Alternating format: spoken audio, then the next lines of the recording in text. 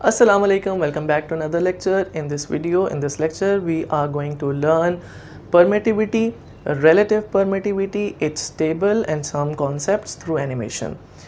उससे पहले बड़ा ज़रूरी है और ये कॉन्फिडेंस आपकी वजह से मेरे अंदर बिल्डअप हुआ है that you like my first video.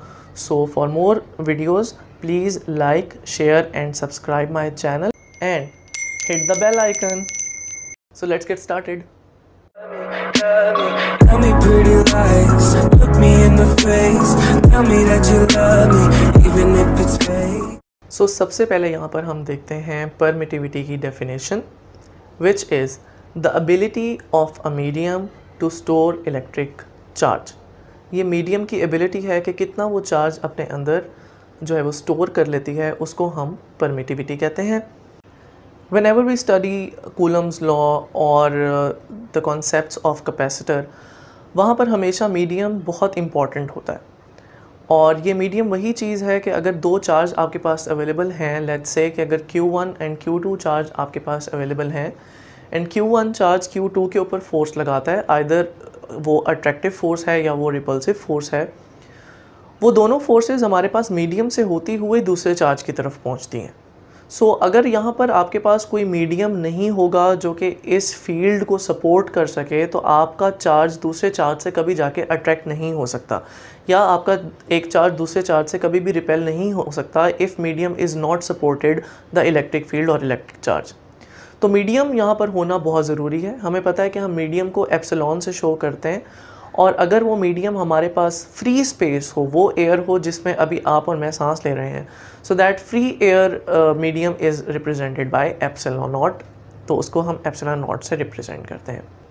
Coulomb's law के फॉर्मूले में हमारे पास अगर आप गौर करें तो the equation is F is equal to K Q1 Q2 over R square, या K की जगह अगर आप उसकी वैल्यू पुट करें that will be equal to 1 over 4 pi epsilon naught. तो यहाँ पर हमारे पास एप्सिलॉन नॉट जो है वो ओवर फॉर्म में आ रहे हैं, that will be inversely proportional with the force of attraction और रिपल्शन. तो आप यहाँ से इजीली एक कॉन्सेप्ट डेवलप कर सकते हैं और अपने दिमाग में मैग्नेट्स भी लेके आ सकते हैं, आइदर चार्जेस भी आप लेके आ सकते हैं कि अगर आपके पास दो चार्जेस या दो मैग्नेट्स आपस में एक साथ पड़े हुए हैं और उनका मीडियम कुछ फ्री स्पेस है, तो दोनों की फोर्सेस आपस में अट्रैक्ट होंगी, या हमारे पास ऑपोजिट जो हैं वो चार्जेस हैं या सिमिलर चार्जेस हैं, तो वो एक दूसरे को अट्रैक्ट और रिपेल करेंगे according to that field present between them. So that field thing is very important. Although आप यहाँ पर ये देखिए कि that will be in inverse relation with each other. तो इन्वर्स से हमें ये पता लगता है कि जैसे जैसे आप अपनी फील्ड को, आप अपने एरिया को, परमिटिविटी को बढ़ाते जाते हैं, आप दूर करते जाते हैं चार्जेस को, तो वैसे वैसे आपकी फोर्स जो है वो भी कम हो जाती है. So that's why that is in inverse relation with the force of attraction और रिपल्शन. अगर हमारे पास दो चार्जेस के दरमियान का मीडियम एक इंसुलेटर है, इंसुलेटर एक ऐसी चीज़ होती है जो कि इलेक्ट्रिक चार्ज को या इलेक्ट्रिसिटी को या इलेक्ट्रिक करंट को सपोर्ट नहीं करती. सो आप उसकी एग्जांपल ले सकते हैं कि लेट्स सपोज हमारे पास Q1 और Q2 चार्ज के दरमियान में एक इंसुलेटर पड़ा हुआ है, that is something a would एक बैड कंडक्टर है जिसको हम इंसुलेटर बोलते हैं. तो इस चीज़ को हम रेफ़र करेंगे as dielectric. Physics second year में बहुत दफ़ा जब आप कैपेसिटर का टॉपिक पढ़ रहे हैं या आप कोई ऐसा टॉपिक पढ़ रहे हैं जहाँ पे मीडियम इन्वॉल्व है और अगर वो मीडियम इंसुलेटर है, तो उसको हम कहते हैं कि वो डाई इलेक्ट्रिक है. सो डाई इलेक्ट्रिक से हमेशा हमारे पास इलेक्ट्रोस्टैटिक फील्ड और इलेक्ट्रोस्टैटिक फोर्स जो है वो हमेशा हमारे पास कम होती है, बिकॉज अगर आप उसका फार्मूला देखें तो वो इन्वर्स में पड़ा हुआ है. ये मैं आपको पहले भी डिस्क्राइब कर चुका हूँ. सो इसी कॉन्सेप्ट से हमारे पास बनती है डेफिनेशन रिलेटिव परमिटिविटी की.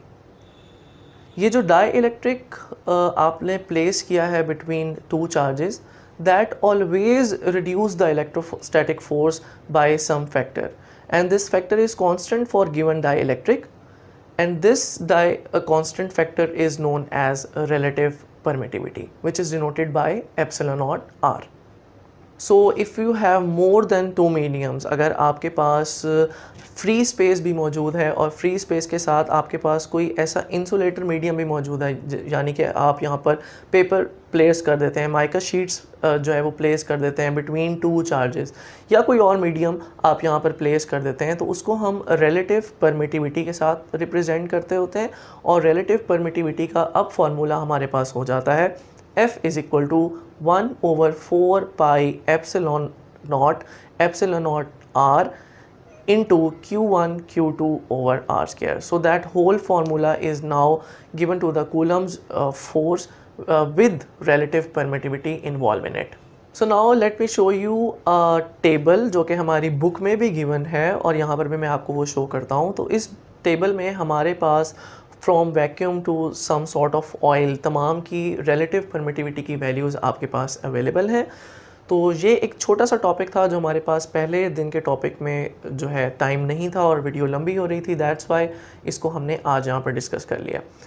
सो नेक्स्ट हम यहाँ पर डिस्कस करते हैं हमारा एक बहुत ही शॉर्ट सा topic which is field of forces. So next short topic is field of forces. Newton gravitational law and Coulomb's law ये हमें डायरेक्शन और मैग्नीट्यूड के बारे में तो ज़रूर बता देता है कि what is the direction and magnitude of gravitational and electric field, लेकिन ये हमें दो बातें नहीं बताता, what is the origin of that field and how the field is transmitted from one charge to another charge. आज इन दोनों क्वेश्चंस के हम लोग आंसर देंगे। सबसे पहला है कि ओरिजिन क्या है इस चीज़ की। ओरिजिन इसकी स्टिल अननोन है एज़ इन नेचर, हमें नहीं पता कि ये ओरिजिन कहाँ से आई है और किस तरीके से बनी है। एज़ अ मुस्लिम बिलीवर हम ये चीज़ बिलीव करते हैं कि ये तमाम चीज़ अल्लाह पाक की तरफ से कोई भी एक ऐसी चीज़ हो, और मैं क्लास में हमेशा जनरली ये एग्जांपल देता हूँ और ये मेरी सिर्फ अपना कॉन्सेप्ट और अपनी एग्जांपल है कि हर चीज़ के इर्द गिर्द एक फ़ील्ड जो है वो मौजूद होती है, और मैं तो यहाँ पर ये भी कहता हूँ कि हर इंसान के इर्द गिर्द भी एक फ़ील्ड मौजूद होती है। देयर आर सर्टेन पीपल जिनके करीब बैठना आपको बहुत अच्छा लगता है and there are certain people जिनसे बहुत नेगेटिव वाइब्स आती हैं। सो ये नेचर में पॉजिटिव एंड नेगेटिव वाइब्स आपके मौजूद हैं और इसका ओरिजिन क्या है दैट इज़ स्टिल अननोन। और ये किसी साइंस के स्टूडेंट और साइंस के प्रोफेसर की बस की बात है ही नहीं कि वो इन चीज़ों का ओरिजिन बता सके। तो ये तो अल्लाह पाक की कुदरत है कि उसने किस तरीके से इन तमाम चार्जेस और न्यूट्रल बॉडीज़ के इर्द गिर्द जो है वो फील्ड डेवलप की है। न्यूट्रल बॉडीज़ से यहाँ मुराद हम लोग हैं, चार्ज बॉडी से यहाँ पे मुराद चार्जेस हैं जो कि एक एटम के अंदर मौजूद होते हैं। लेकिन इन दोनों साइंसदानों के बाद हमारे पास एक बड़ा ज़बरदस्त साइंसदान आया जिसकी वीडियोस मैं अक्सर क्लास में जो है वो बच्चों को दिखाता होता हूँ, which is Michael Faraday. And Michael Faraday propose that, और उसने ये बात कही कि that is an intrinsic property of nature, ये एक बड़ी बेसिक प्रॉपर्टी है that a field exist around a charge body. अगर आपके पास कोई भी चार्ज बॉडी है, either that is a positive charge body and a negative charge body, उसके इर्द गिर्द एक फील्ड एग्जिस्ट करती है जिसको हम इलेक्ट्रिक फील्ड बोलते होते हैं। ये इलेक्ट्रिक फील्ड हमें नज़र नहीं आती, ये दिखाई नहीं देती। ये फील्ड बिल्कुल वैसी ही फील्ड है जैसे एक मैग्नेट के इर्द गिर्द एक फील्ड मौजूद होती है, लेकिन उसकी प्रेजेंस का एहसास कब होता है, जब उसकी विसिनिटी में यानी उसी एरिया में दूसरा मैग्नेट लेके आया जाए या एक ऐसा पीस आप लेके आए विच इज़ आयरन और स्टील जो कि उस मैग्नेट से अट्रैक्ट हो सके। सो ये एक बेसिक और इंट्रिंसिक प्रॉपर्टी है कि every charge particle has a field around it. So जल्दी से अपनी बातों को रैप अप करते हैं और यहाँ पर मैं आपको एक एनिमेशन दिखाता हूँ कि आपके पास एक चार्ज क्यू हमारे पास अवेलेबल है और इस चार्ज बॉडी के इर्द गिर्द एक फील्ड जो है वो प्रेजेंट होगी। ये फील्ड जो है वो चार्ज बॉडी के करीब जितना भी होगी वो स्ट्रॉन्ग होगी, और दूर जैसे ही हम लोग इसके मूव करते जाएंगे, डिस्टेंस आर बढ़ता जाएगा, ये फील्ड उतना ही वीकर होती जाएगी।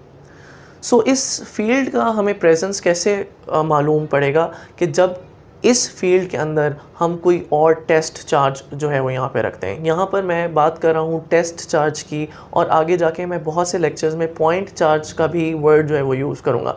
सो that is a very important and basic concept, और उसको हम डिफ्रेंशिएट करेंगे नेक्स्ट वीडियो में। What is the difference between test, charge and point charge. So यहाँ पर सिर्फ बात इतनी समझने की है कि अगर आपने किसी भी चार्ज की फील्ड को समझना है या किसी भी चार्ज की फील्ड को देखना है या महसूस करना है, तो उसकी विसिनिटी में एक और चार्ज आप लेके आएँ और उसके ऊपर जो है आपको एक फोर्स फील होगी। अगर तो एक चार्ज दूसरे चार्ज से दूर की तरफ मूव करता है तो दैट इज़ एन आंसर कि आपके पास वो दोनों चार्जेस जो हैं वो लाइक चार्जेस हैं। लेकिन अगर एक चार्ज दूसरे चार्ज की तरफ अट्रैक्ट हो जाता है, अगर आप उसको उसकी विसिनिटी में लेके आते हैं, उसके एरिया में लेके आते हैं, तो ये इस अट्रैक्शन से हमें ये पता लगता है कि ये दोनों चार्जेस जो हैं वो ऑपोजिट नेचर के हैं। चार्जेस का पॉजिटिव और नेगेटिव में डिस्क्रिमिनेट हो जाना और चार्जेस को पॉजिटिव और नेगेटिव में पहचान लेना, ये हमारे पास डिस्कवर हुआ है बाय गोल्ड-लीव इलेक्ट्रोस्कोप मेथड। सो वो आप 9th में पहले पढ़ के आ चुके हैं और उसकी कुछ बेसिक्स आपने 10th में भी देखी हैं। सो वो आज डिस्कस करना मेरा मकसद नहीं है, यहाँ पर हमने सिर्फ फील्ड ऑफ फोर्सेस को ही देखना था। That's all for today. मेरी पहली वीडियो में बहुत से लोगों को बेल आइकन नहीं मिल रहा था। सो जिन लोगों को बेल आइकन नहीं मिल रहा था, मुझसे वो एक रिस्ट्रिक्शन जो है वो किड्स की सेट हो गई थी। अब वो मैंने रिस्ट्रिक्शन हटा दी है। काइंडली जिन लोगों को बेल आइकन नहीं नज़र आ रहा, वो एक दफ़ा अनसब्सक्राइब करके दोबारा सब्सक्राइब कर लें तो उन्हें बेल आइकन भी नज़र आने लग जाएगा। अगेन मैं यहाँ पर बोलूँगा, thank you so much for your love and support, and for more videos keep visiting my channel. Allah Hafiz. Like, share and subscribe and bell icon को इलेक्ट्रिक फील्ड ऑफ फोर्स किस तरीके से का नहीं, मैं भूल रहा हूँ, बेल आइकन ही मुड़ गया।